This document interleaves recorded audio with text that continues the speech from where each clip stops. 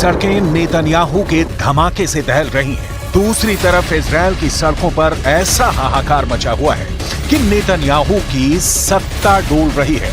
एक तरफ Israel Gaza पर लगातार बम गिरा रहा है, तो दूसरी तरफ तेल अवीव की सड़कें नेतन्याहू के खिलाफ नारों से गूंज रही हैं। गाजा का युद्ध अब ऐसे लेवल पर पहुंच गया है जब हमास से ज्यादा इजरायल की पब्लिक डरी हुई है।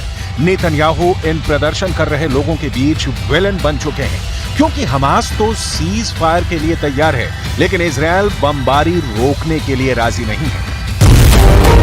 हमास के कब्जे में अब भी करीब 125 बंधक हैं और हमास उनको तब तक नहीं छोड़ेगा जब तक इजरायल की तरफ से सीज फायर नहीं होता है। यही वजह है कि युद्ध का मिसमैनेजमेंट अब प्रधानमंत्री और रक्षा मंत्री के बीच सबसे बड़ी दरार बन चुका है। इजरायल के प्रधानमंत्री बेंजामिन नेतन्याहू और रक्षा मंत्री योआव गैलेंट आमने सामने आ गए हैं।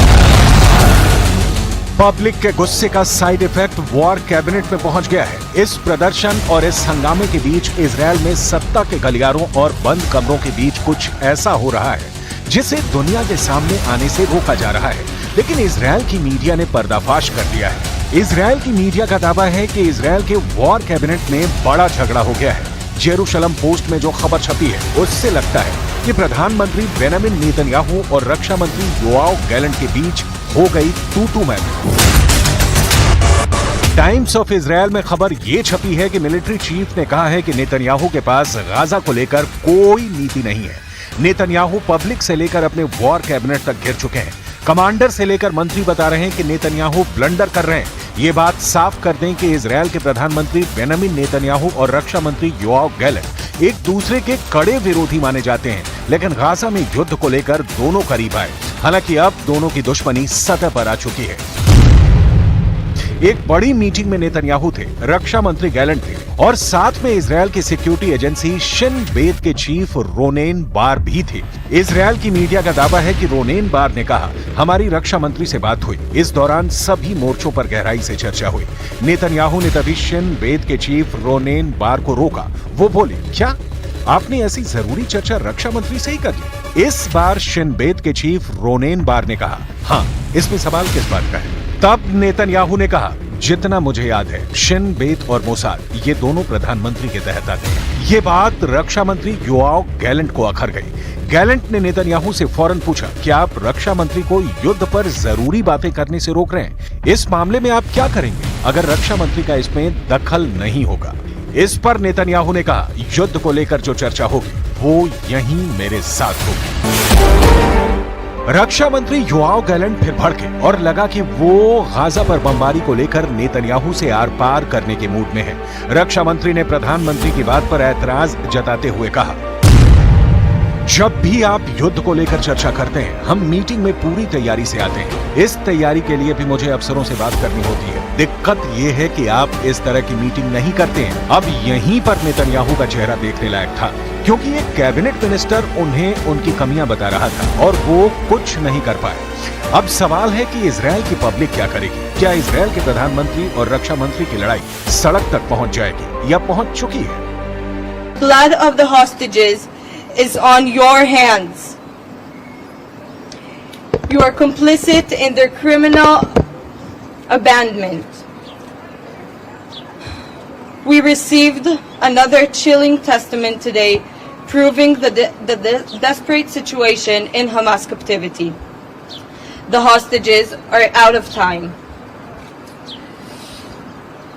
Soon, even those who managed to survive this long will no longer be among the living. They must be saved now.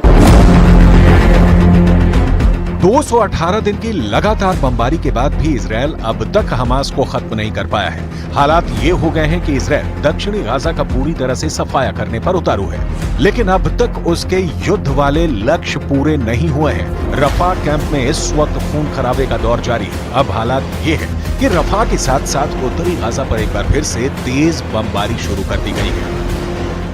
בצפון עזה בשעה האחרונה מטוסי קרב תוקפים מטרות טרור ברחבי ג'באליה.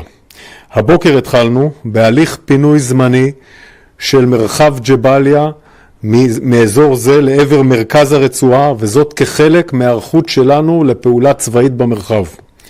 זיהינו בשבועות האחרונים ניסיונות של חמאס לשקם את יכולותיו הצבאיות בג'באליה, ואנחנו פועלים שם כדי לפרק את הניסיונות הללו. Israel Hamas की तलाश में है और हमास के कब्जे में इजरायल के 125 बंधक हैं। बताया जा रहा है कि इस बार नेतन्याहू ने अपने कमांडरों के साथ मिलकर ऐसा वॉर प्लान बनाया है जिसमें हमास का जड़ से सफाया कर दिया जाएगा। लेकिन सच ये है कि नेतन्याहू अब एक तरफ पब्लिक के गुस्से में घिर चुके हैं तो दूसरी तरफ वॉर कैबिनेट में हुई बगावत ने नेतन्याहू के हौसलों को बड़ी टक्कर दी है। बेंजामिन नेतन्याहू और रक्षा मंत्री योआव गैलेंट की टक्कर ने इजरायल की वॉर पॉलिटिक्स को उजागर कर दिया है। नेतन्याहू पर नाकाम प्रधानमंत्री का टैग लगाया जा रहा है और अब रक्षा मंत्री और उनकी एजेंसियों ने नेतन्याहू को मुश्किल में डाल दिया है। तेल अवीव की सड़कों पर लगातार मजमा निकल रहा है। लोग युद्ध रोककर बंधकों को छुड़ाने की मांग कर रहे हैं और यही वजह है कि नेतन्याहू अपने वॉर एजेंडे और बंधकों को छुड़ाने वाली डिमांड के बीच फंस कर रह गए हैं।